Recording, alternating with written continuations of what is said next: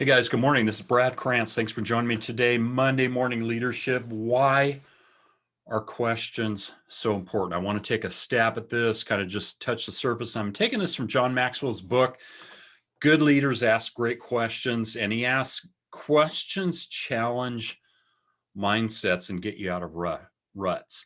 And I'm going to take a step back real quick. I think it's not something we're taught how to do, why questions are important, or how to ask the right questions. I've really just learned this over the last couple of years in studying leadership and getting around other successful people, reading deeper about leadership and leadership questions. So I hope this quest today will provide you some value, maybe provide you better foundation for why questions are so important and to start asking good questions. Because I think a lot of these questions that I'll share, I could say I wasn't really asked early in my life. You know, my parents, God bless them, didn't ask me these questions. So with that, let me move forward. You know, Maxwell talks about that too many people have flatlined mentally. Think about that. That's kind of a great picture there, right? They become stagnant. And then he asks the question, how do you fight against this? Well, by asking same question that he was asked by a good friend of his. When was the last time you had a good thought for the first time? So something to think about there. So he notes that asking questions is a great way of preventing mental laziness and moving ourselves out of ruts. And I talked last week about the change in our currency system. I'm just going to touch on that I think that's something we need to be looking at what's going on, guys, in our world, politically, socially, and economically, so we can stay on top of it, especially as leaders. And I'm talking to leaders here, right? So it can prevent mental laziness and moving ourselves out of ruts, which I think we want to get out of, right? Ruts aren't fun to be in.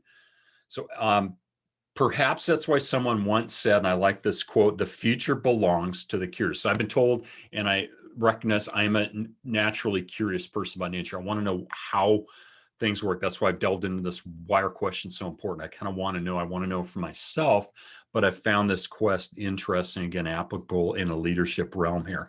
So the future belongs to the curious, the ones who are not afraid to try, explore it, poke at it, question it, and turn it inside out. And he says, if you want to make discoveries, if you want to disrupt the status quo, if you want to make progress and find new ways of thinking and doing, you need to ask questions. I think that is so true.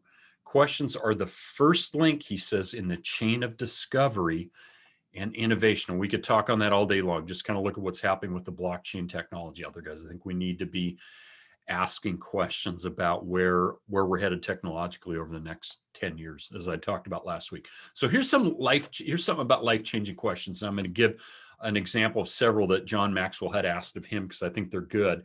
But Tony Robbins said, quality questions create a quality life. Successful people ask better questions, and as a result, they get better answers. Think about that, chew on that. That's powerful. But Maxwell notes several life-changing questions that others asked him. Now, these won't all be applicable to me or to you, but I think some of them are good questions, at least for a starting reference point and things to think about in your life. Number one was, what do you want to do with your life? That was never asked of me as a young child, as a teenager, anything like that, at least that I recall. I think that's a great starting point. What do you want with your life? And then, do you know your leader? If you're a leader, right? Do you know your leader? And then, do you have a plan for your personal growth? Because I don't think we can fully mature and be, in the realm of leadership, be a great leader, a good leader without personal growth. So do you have a plan for your personal growth? And then, can I help you get started in business? If you have the ability to help someone there, it's about how leadership is about helping others, influencing others, isn't it? And then fifth question is, how can we receive regular ongoing training from you? If that's a situation that applies in your particular industry, your business, et cetera, from people to a leadership conference. And then what could we do to make a difference? I know Ruth Easterling and I are doing a series on from John Maxwell's Change Your World. So we're asking that at a macro level, is what could we do to make a difference? How could we change the world? And I think that's a question that's worth asking. It's worth pondering on too. And 70 says, what will you do with the second half of your life. Now, if you're somebody like me that's in the second half of their life, I'm 60 years old today. That's a great question, guys. Life isn't over, right? Sometimes we think, once you stop working, you hit 55, 60, 65, life's over. Well, no, it doesn't have to be. But what will you do with your second half of life? If there's more life in you, if you believe God's called you, you've got a purpose, you've still got life in you, you've still got energy, you've got health, all those things. What would you do with that? And then 3 more questions here. Number 8 is, will you call me anytime you need help? And I'd love to extend that. Say, hey, somebody, if I can help you in any way, call me. Will you call me and let me know how I can help you? At least if you need an ear, somebody to listen to. But I think that's a great question to ask. And then number 9 was, would you like to start a coaching company? This was something that John Maxwell was posed. It's a great question if that's where you're looking to go. Again, not all these questions are going to apply to all of us. That one doesn't necessarily apply to me.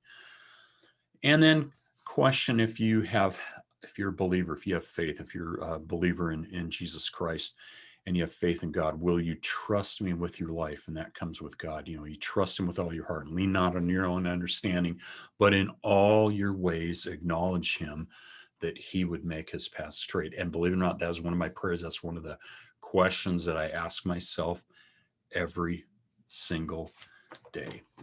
Guys, thanks for joining me here for this week's Monday Morning Leadership. Why questions are so important. I'd love to hear back from you, comments, and maybe questions that you're mulling around in your head right now. What questions stand out to you? What questions are motivating you? What questions are you pondering right now? So guys, thanks so much for tuning in and have an awesome Monday. Bye-bye.